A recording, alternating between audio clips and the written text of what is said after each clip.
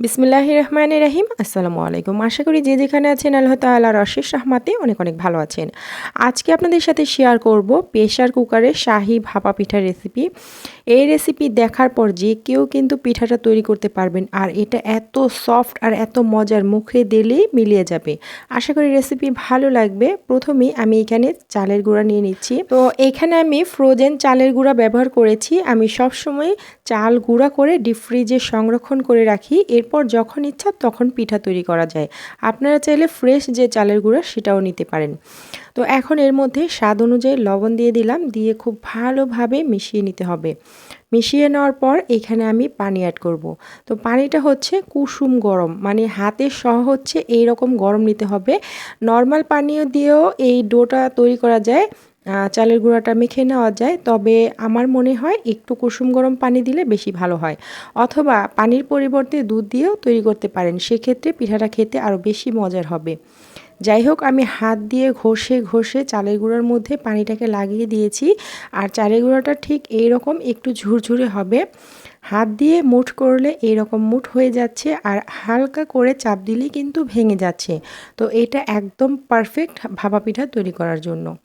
এখন এটাকে আমি ঢেকে রেখে দেব 10 মিনিটের জন্য। 10 মিনিটের মধ্যে এই চালের গুঁড়াটা আরও একটু ঝরঝরে হয়ে যাবে। তো 10 মিনিট পর আমি ফিরে আসছি। এইখানে আমি গুড় নিয়ে নিয়েছি। তো আপনি আপনার পছন্দ মতো গুড় এখানে ব্যবহার করতে পারেন। আর এই গুড়টাকে আমি একটু ছুরি দিয়ে কেটে নিচ্ছি, চাইলে এটা গ্রেটার দিয়েও গ্রেট করে নেওয়া যাবে। তো এই পিঠাটা তৈরি করা এত বেশি সহজ, আর এটা খেতে এত বেশি মজার, মানে আমার মনে হয় ভাপা পিঠা তৈরি করা এটাই সবচেয়ে সহজ পদ্ধতি। যাদের বাসায় প্রেসার কুকার আছে তারা কিন্তু একবার ট্রাই করে দেখতে পারেন। এটা অনেক অনেক সহজ আর অনেকটা মজার হয়। যাই হোক, এই গুড়টাকে আমি এভাবে করে কেটে নিয়েছি। আপনি চাইলে এটাকে একটু ছেঁচে নিতে পারেন। যেভাবে ইচ্ছা সেভাবেই এই গুড়টাকে গুঁড়া করে নিতে পারেন। তো এখন হচ্ছে 10 মিনিট পর চালটা কিন্তু একদম ঠিকঠাকভাবে মানে হয়ে গেছে। আর 10 মিনিট যদি আপনারা রেস্টে না রাখতে চান সেক্ষেত্রেও হবে, তবে রেস্টে রাখলে কিন্তু বেশি ভালো হয় পিঠাটা। এখন আমি এরকম একটা চালনির মধ্যে নিয়ে এটাকে একটু চেলে নেব। এতে করে পিঠাগুলো অনেক বেশি সফট হয়।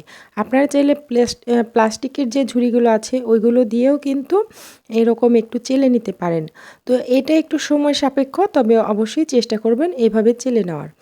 তো আমি কিছুটা গুঁড়ি চেলে নিয়েছি। এখন পিঠা তৈরি করার জন্য গুড় আর চালের গুঁড়া সব কিছু রেডি আছে।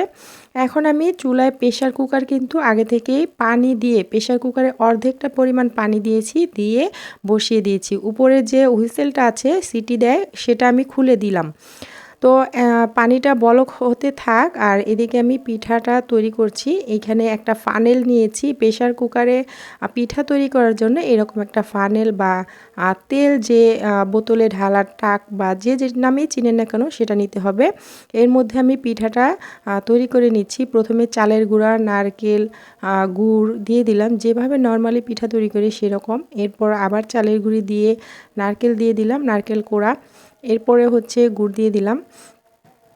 তো এখানে পছন্দ অনুযায়ী আপনারা বাদাম, কিশমিশ এগুলোও ব্যবহার করতে পারেন। তো আমি নর্মাল এইভাবেই তৈরি করছি। আর পিঠাটা দেখতে কিন্তু একটু ডিফারেন্ট হবে, তাই আমি এটার নাম দিয়েছি শাহী ভাপা পিঠা। তো আপনি আপনার পছন্দ মতো এটা তৈরি করতে পারেন। এটার উপরে গুঁড়িটা দিয়ে, চালের গুঁড়াটা দিয়ে খুব বেশি চাপাচাপি করার কোনো দরকার নেই। হালকা হাতে একটু সমান করে দিলেই হবে। চাপাচাপি করলে দেখা যায় পিঠাটা শক্ত হয়ে যায়। এটা কিন্তু একদম তৈরি হয়ে গেছে। এখন আমি চুলায় চলে যাচ্ছি। চুলায় আগে থেকে যে প্রেসার কুকারে পানি বসিয়ে দিয়েছি, পানিটা কিন্তু বলক চলে এসেছে, আর উপরের অংশ থেকে কিন্তু ভাপ বের হচ্ছে। এই অবস্থায় আমি ফানেলটাকে বসিয়ে দিলাম। তো এটা চাইলে একটু ঢেকে দিতে পারেন, তবে ঢাকার কোনো দরকার নেই। যাদের মনে হয় যে এই পিঠাটা কাঁচা থেকে যাবে তারা একটু ঢেকে দিতে পারেন, তবে কোনো দরকার নেই। জাস্ট 30 থেকে 35 সেকেন্ড লাগে এটা, 20 থেকে 30 সেকেন্ড লাগে পিঠাটা তৈরি করতে, একদমই সময় লাগে না। জাস্ট দিয়ে আরেকটা পিঠা তৈরি করতে করতেই কিন্তু এটা সেদ্ধ হয়ে যায় বা ভাপ হয়ে যায়। তো আমি নামিয়ে নিয়েছি, খুব সহজেই কিন্তু পিঠা বের হয়ে যায়। তো আরও একটা পিঠা আমি তৈরি করে নিচ্ছি। প্রথমে চালের গুঁড়া দিয়ে দিলাম কিছুটা, এরপর হচ্ছে নারকেল কোড়া দিয়ে দিয়েছি, আর এবার আমি গ্লাসের উপরে বসিয়ে দিয়েছিলাম ফানেলটা। তো নারকেল কোড়া, গুড় এরকম দিয়ে দিলাম, দিয়ে এরপরে দিয়ে দিলাম চালের গুঁড়ি। তো কিছুটা দিয়ে এখন উপরে আবার নারকেল কুচি, নারকেল কোড়া আর হচ্ছে গুড় দিয়ে দিচ্ছি। গুড়টা পছন্দ অনুযায়ী, যারা কম বেশি খেতে পছন্দ করেন সেই অনুযায়ী দিয়ে দিবেন। তো উপরে আরও কিছুটা চালের গুঁড়া দিয়ে আমি একটু সমান করে দিচ্ছি। এই পিঠাটা খুব বেশি চাপাচাপির দরকার নেই, আর হচ্ছে এইখানে ভেজা কাপড়েরও দরকার পড়ে না। শুধুমাত্র এইভাবে করে একটু সাজিয়ে নিলেই হয়ে যায়। তো এখন আমি চুলায় এইভাবে ফানেলটাকে বসিয়ে দিলাম প্রেশার কুকারের উপরে। তো কয়েক সেকেন্ড, মানে 20 থেকে 30 সেকেন্ড অপেক্ষা করলেই দেখা যায় পিঠাটা হয়ে যায়। হাত দিলেই বোঝা যাবে পিঠাটা হয়ে গেছে। তো পিঠাটা হয়ে যাওয়ার পর নামিয়ে নিয়েছি, আর দেখতেই পারছেন মাশাআল্লাহ কত সুন্দর হয়েছে। একে একে সবগুলো পিঠা তৈরি করে নিচ্ছি। আর এই পিঠাগুলো এতটা সফট হয়েছে, আপনাদের ভেঙেও দেখাচ্ছি ভেতরটা কেমন হয়েছে। একবার হলো বাসায় ট্রাই করে দেখবেন, আর আপনাদেরটা কেমন হয়েছে অবশ্যই কমেন্টে জানাতে ভুলবেন না। আমি একটা ভেঙে দেখাচ্ছি, এটা এত সফট, মুখে দিলে মিলিয়ে যাবে। আশা করি আজকের রেসিপি একটু হলেও ভালো লেগেছে। আজকের মতো বিদায় নিয়ে নিচ্ছি, সবাই ভালো থাকবেন, আল্লাহ হাফেজ।